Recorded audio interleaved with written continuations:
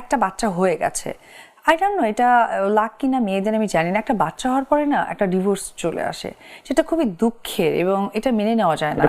হ্যাঁ, কারণ কি দেখো, বাচ্চাটা কি শুধু একা মেয়েটার তা কিন্তু নয়, বাচ্চাটা কিন্তু তার হাজবেন্ডেরও বা বাবারও দায়বদ্ধতা থাকে, কিন্তু কোথায় জানি না সমাজ ব্যবস্থা এই জায়গাটা একদম চুপ, মানে মেয়েটার বাচ্চা হয়েছে মানে অনেক বড় অপরাধী, তুই এখন আমার সংসার করতে পারবি না। হ্যাঁ, এবং ওই মেয়েটাও যে আরেক জায়গায় সংসার করবে, ওই আরেক অপর সাইড থেকে বলে তোর তো বাচ্চা আছে।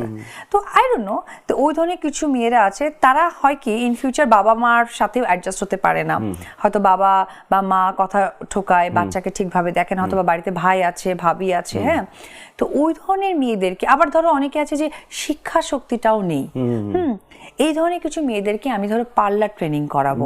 হ্যাঁ, কারণ স্বাবলম্বী করার জন্য। হ্যাঁ, স্বাবলম্বী। তো যেহেতু একমাত্র জায়গা সেক্টর যেটা হচ্ছে যে কোনো মেয়েকে বলবা, তুমি ক্লাস 5 এর মেয়েকে বলবে বাবা একটু সাজো তো, দেখবো লিপস্টিক দিয়ে চুল বাঁধতেছে।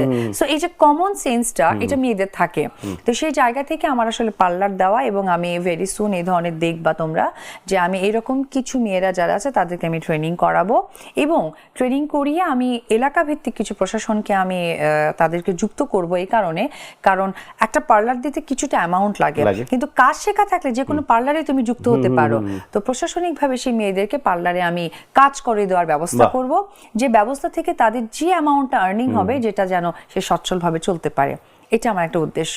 আর ক্যাফের ব্যাপারটা হচ্ছে তুমি খেয়াল করে দেখবে এখন ইয়াং জেনারেশন ছেলেরা তারা কিন্তু ম্যাক্সিমাম দেখবা যে নেশাগ্রস্ত হয়ে যাচ্ছে। এটা কারণটা কি জানো, একটা ছেলে যখন পড়াশোনা জানে, ভালো ইংলিশ বলতে পারে, ভালো কিছু লিখতে পারে, সার্টিফিকেট আছে, কোনো না কোনো কারণে তারা কিন্তু তোমার দেখবা যে জবে অ্যাডজাস্ট হতে পারছে না।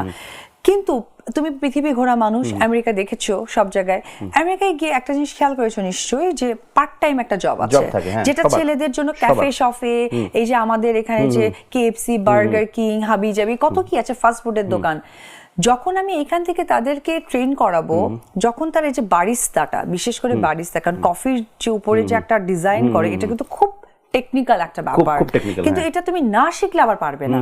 তো আমি যদি এইরকম কোনো একটা ট্রেনিং এই ধরনের ছেলেদেরকে করাতে পারি, আই থিঙ্ক এখন বারিস্তা ট্রেনিং বা এই ধরনের ছেলেরা এখন অনেক বেশি স্মার্ট, ক্যাফেতে যারা আছে বা নিজেরা ক্যাফে দেয়, তখন সেক্ষেত্রে তারা না একটা বিজনেসে যুক্ত করতে পারবে কনফিডেন্সের সাথে, যে আমি তো কিছু জানি। তো আমার কিন্তু বিজনেসটা উদ্দেশ্য না, এটা অনেকে অনেকভাবে ছড়ায়, আমি এগুলো দেখো দাদা, আমার না কানে নেওয়ার টাইম নাই, তুমি বলাতে আমি শুনলাম যে কেউ হয়তো আমাকে নিয়ে বাজে কমেন্ট করে। হ্যাঁ, কারণ আমার সত্যিই টাইম নাই, কারণ আমার কথা, আমি কাজ করি, কাজকে প্রায়োরিটি দিই, মানুষকে কাজে ইনভলভ করবো, সেটা আমার চিন্তা শক্তি। That's it. এই ছোট্ট মেয়েটা এরকম, বাপ রে বাপ দাদা, এখন জাগো থেকে আমাদের বের করে দেবো, বলো কেনা চুপ হয়ে গেল কেন? এই ছোট্ট মেয়েটা কি ম্যাচিউরড কথা বললো, খুব ভালো লাগলো রে। বিলিভ মি, দাদা থ্যাংক ইউ, খুবই ভালো লাগলো, খুব বেশি ভালো লাগলো। আমার নিজের ধারণার বাইরে ছিল বিষয়গুলো। যাই হোক,